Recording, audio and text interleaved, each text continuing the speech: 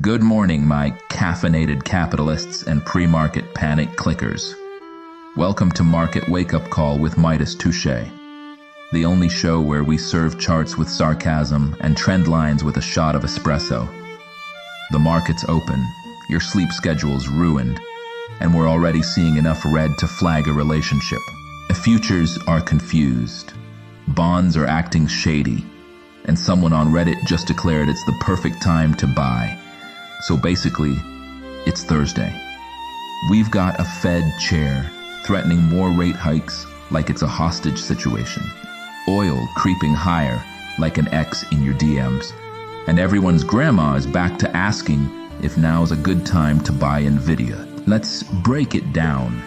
What's moving, what's stalling, and what you absolutely should not FOMO into while you're still brushing your teeth. Tech stocks opened like they just got dumped via text.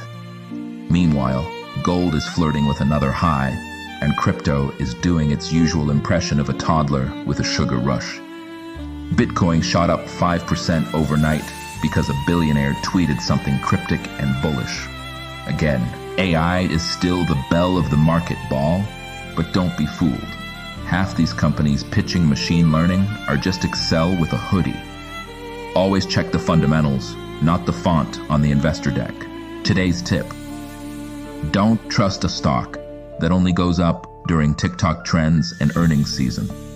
If the only revenue is from hype and hope, walk away. Better yet, sprint.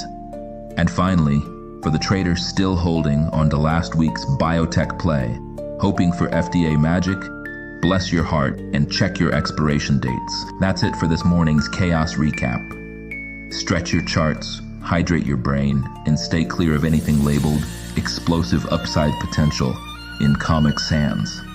If this helped you wake up financially and emotionally, smash that like button. Tap the notification bell so the market doesn't surprise you again. And subscribe like your sanity depends on it. Midas out.